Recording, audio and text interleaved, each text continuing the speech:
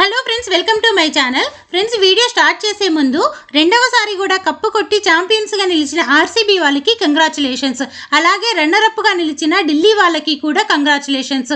అయితే ఆర్సీబీ వాళ్ళు రెండవసారి కప్పు కొట్టారు అని వాళ్ళని ఎంత గొప్పగా అనుకుంటున్నామో, ఢిల్లీ వాళ్ళని కూడా మనం ఒక విషయంలో అంతే గొప్పగా అప్రిషియేట్ చేసి తీరాలి.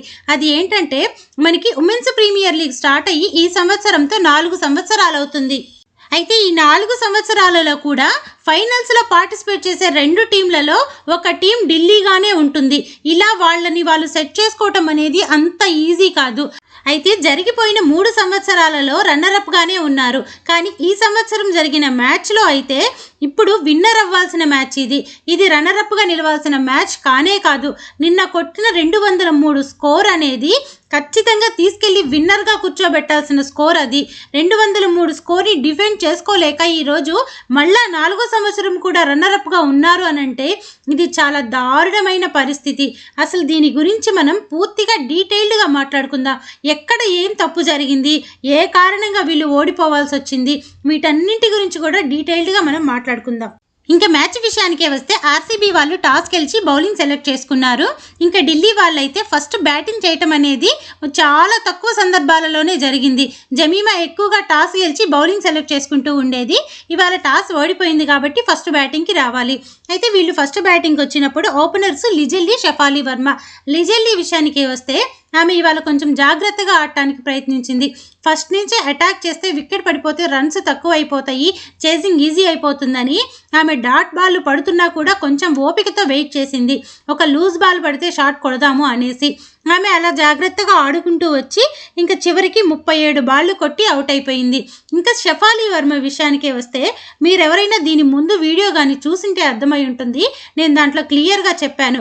షెఫాలి వర్మ లాస్ట్ మ్యాచ్లో 31 రన్లు కొట్టింది. కానీ ఈ 31 రన్లు అనేది ఆమె కాన్ఫిడెంట్తో కొట్టట్లేదు, ఆమెలో అగ్రెషన్ కనిపించట్లేదు, ఇది ఫైనల్లో చాలా దెబ్బ పడుతుంది అని చెప్పాను.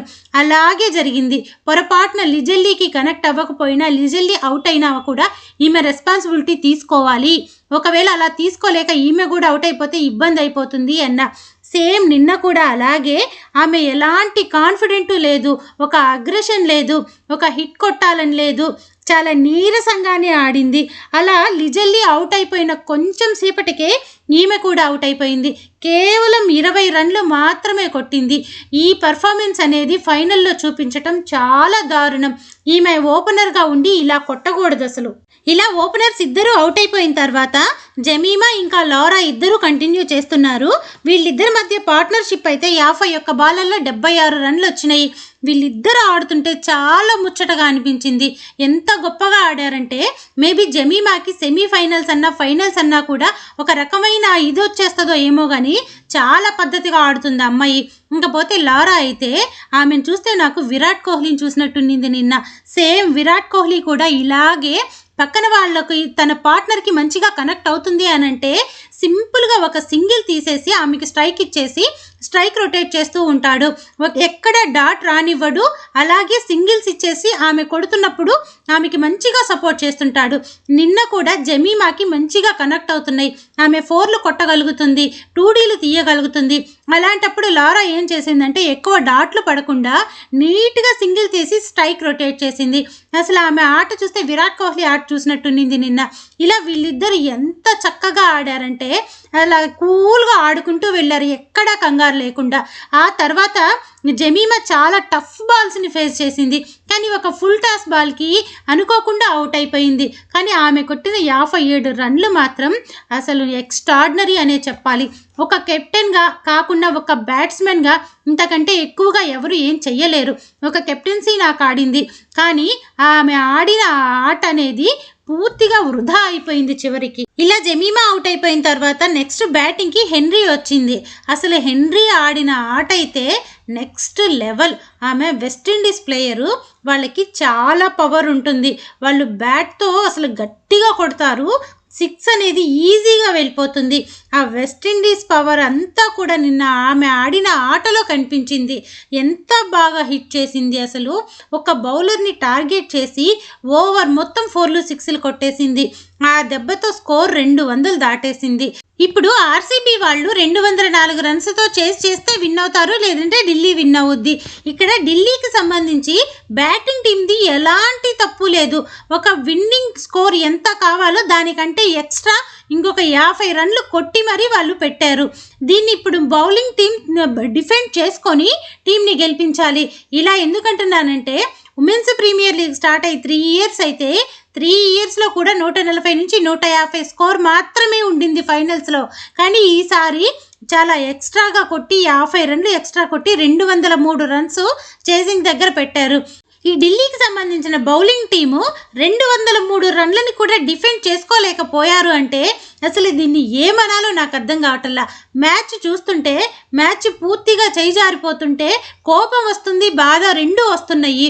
వాళ్ళు ఎంత కష్టపడి అంత score for the first time అంత స్కోర్ చేస్తే దానిని డిఫెండ్ చేసుకోలేకపోవటం అనేది చాలా అంటే చాలా దారుణమైన విషయం. అసలు 100కి 1000% ఈ మ్యాచ్ అనేది ఓడిపోయే మ్యాచ్ మాత్రం కాదు. అలాగే ఆర్సీబీ వాళ్ళని కూడా అప్రిషియేట్ చేయాలి. స్మృతి మందాన మంచి కెప్టెన్సీ నాకు ఆడింది. చివరి వరకు కూడా టీంని గెలిపించేంత వరకు కూడా ఆమె నిలబడి కొట్టింది. ఆమెను అప్రిషియేట్ చేయాలి. ఇంకపోతే ఈ బౌలర్స్ విషయానికి వస్తే ఇక్కడ 2 మిస్టేక్స్ నాకు కనిపించినాయి. అయితే ఈ డెసిషన్ అనేది కెప్టెన్గా ఉన్న జమీమా తీసుకుందా లేక కోచెస్ ఎవరైనా సజెస్ట్ చేశారా నాకైతే తెలియదు. కానీ బౌలర్స్ అందరూ ఎక్స్పెన్సివ్ అయిపోతున్న టైంలో ఒక ఓవర్ షఫాలి వర్మకి ఇచ్చింది. షఫాలి వర్మ చాలా తక్కువగానే రన్స్ ఇవ్వటం జరిగింది. 5 సింగిల్ ఇచ్చి 1 4 మాత్రమే కొట్టించింది. 9 రన్లు అంటే అప్పుడున్న పరిస్థితుల్లో చాలా తక్కువ రన్స్ అని చెప్పుకోవాలి ఆమె కొట్టించింది. అలాంటప్పుడు ఎక్కువ ఎక్స్పెన్సివ్ అయిపోతున్న ఒక బౌలర్ని మ్యారిజన్ కప్ కానీ లేకుంటే హెన్రీ కానీ ఇలాంటి వాళ్ళు ఎక్స్పెన్సివ్ అయిపోతున్నారు. ఆ టైంలో వాళ్ళని ఆపి ఈ అమ్మాయి చేత 2 ఓవర్లు వేయించున్నట్లయితే కొంచెం బెటర్మెంట్ ఉండేదేమో అనిపించింది. ఇంకపోతే సరే ఎనీవే ఇంకా నందిని శర్మ కూడా చాలా కంట్రోల్ చేయాల్సిన పర్సన్ ఆ అమ్మాయి కూడా ఎక్స్పెన్సివ్ అయిపోయింది. ఇంకా సరే ఇంతవరకు అయిపోయింది. ఇంకా 150 దాటిన తర్వాత అర్థమైపోయింది ఇంకా చేయి జారిపోయింది, వీళ్ళు మళ్ళీ యాజ్ ఇట్ ఈజ్ రన్నర్గానే ఉండిపోతారు అని. నాకు ఇంకొక బాధ కలిగించిన విషయం ఏంటంటే వీళ్ళు డూ ఆర్ డై మ్యాచ్ ఒకటి ఆడారు ఢిల్లీ వర్సెస్ యూపీ. అప్పుడు ఎంత కసితో ఆడారంటే ఖచ్చితంగా గెలవాలి అని కేవలం 122 రన్లకే పరిమితం చేసి మ్యాచ్ గెలిచారు. తర్వాత వచ్చేసి మొన్న eliminator match Delhi versus Gujarat జరిగింది. ఆ మ్యాచ్లో కూడా ఎంతో కసితో ఆడారు. ఎలిమినేటర్లోనే అంత గొప్పగా ఆడినప్పుడు ఇంకా ఫైనల్లో ఇంకా రెస్పాన్సిబిలిటీ తీసుకొని ఇంకా జాగ్రత్తగా ఆడాలి కదా. కానీ వీళ్ళల్లో ఎక్కడా కూడా ఆ అగ్రెషన్ కానీ గెలవాలనే తపన కానీ నాకైతే అసలు బౌలింగ్ చేస్తున్న టైంలో అస్సలు కనిపించలేదు. ఒకవేళ మేబీ స్మృతి మందాన జమీమా వీళ్ళిద్దరూ ఫ్రెండ్స్ కాబట్టి మనలో ఎవరు గెలిచినా ఓకే అనుకున్నారా? నాకైతే అలాగే అనిపించింది. ఎక్కడ కూడా ఆ సీరియస్నెస్ అనేది కొంచెం కూడా కనిపించలేదు. బ్యాటింగ్ చేసేటప్పుడు ఎంత గొప్పగా చేశారో బౌలింగ్లో పూర్తిగా ఫెయిల్ అయిపోయారు. ఒక బౌలింగే కాదు ఫీల్డింగ్ కూడా అసలు చాలా దారుణమైన ఫీల్డింగ్ చేశారు. బాల్ వెళ్ళిపోయిన తర్వాత పడిపోవటము, సింగిల్ 2Dలు రావాల్సిన 4లు వెళ్ళిపోయేలా చేయటము, క్యాచెస్ మిస్ చేయటము. అసలు ఇది ఫైనల్లో ఆడాల్సిన ఆటే కాదు, ఢిల్లీ వాళ్ళు ఆడాల్సిన ఆట అస్సలే కాదు. నాకైతే నిజంగా వీళ్ళిద్దరూ కూడా మనలో ఎవరు గెలిచినా ఓకే అనుకొని ఆడినట్లే అనిపించింది. ఫైనల్గా అయితే చూసే వాళ్ళకి నిజంగా చాలా అంటే చాలా బాధ అనిపించింది. 200 కొట్టి కూడా మ్యాచ్ ఓడిపోవటం ఏంటి అనేసి. ఇంకా నాకు పర్సనల్గా అనిపించిన ఒక మిస్టేక్ ఏంటంటే జమీమా నుంచి 20వ ఓవర్ కల్లా 10 రన్లు కొట్టాలి, 6 బాళ్ళల్లో 10 రన్లు కొట్టాలి అన్నప్పుడు అది ఎంత కష్టమైనదేం కాదు. కొంచెం కంట్రోల్డ్గా వేసి ఒక 2-3 డాట్లు వేసుకొని 1 రన్తో అయినా గెలిచే ఛాన్సెస్ ఉంది. అదంత కష్టమేం కాదు. కానీ ఆ టైంలో అంతవరకు కూడా కొంచెం ఆశ ఉండింది. ఎలాగన్నా వీళ్ళు గెలుస్తారేమో, ఈ 10 రన్లనన్నా కనీసం డిఫెండ్ చేసుకుంటారేమో అని అనిపించింది. స్మృతి మందాన అప్పుడు అవుట్ అయిపోయింది కాబట్టి ఇంకా ఎట్లాగన్నా చేస్తారనుకున్నా.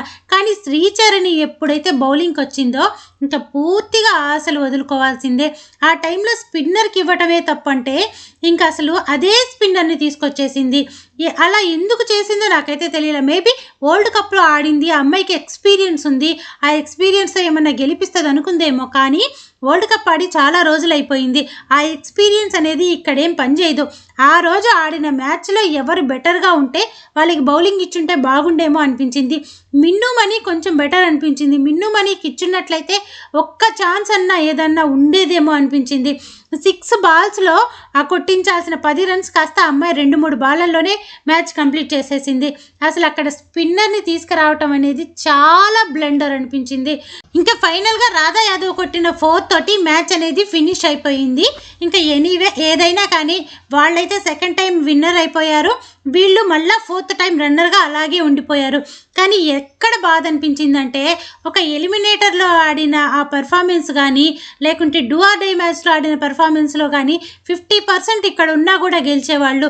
200 స్కోర్ని కూడా డిఫెండ్ చేసుకోలేని బౌలింగ్ అంటే చాలా కష్టంగా అనిపించింది అసలు. ఇలా 2026కి సంబంధించిన ఉమెన్స్ ప్రీమియర్ లీగ్ అనేది కంప్లీట్ అయిపోయింది. ఇంకా రేపటి నుంచి T20 వరల్డ్ కప్కు సంబంధించిన మ్యాచెస్ అనేవి వస్తూ ఉన్నాయి. వాటి గురించి కూడా మనం వీడియోస్ చేసుకుందాం. అలాగే నిన్న జరిగిన మ్యాచ్లో మీ ఒపీనియన్ ఏంటనేది కామెంట్ సెక్షన్లో తెలియచేయండి. అలాగే వీడియోకి ఒక లైక్ చేసి హైప్ చేయండి. మన ఛానల్ని సబ్స్క్రైబ్ చేసుకొని నన్ను సపోర్ట్ చేయండి. Thank you friends.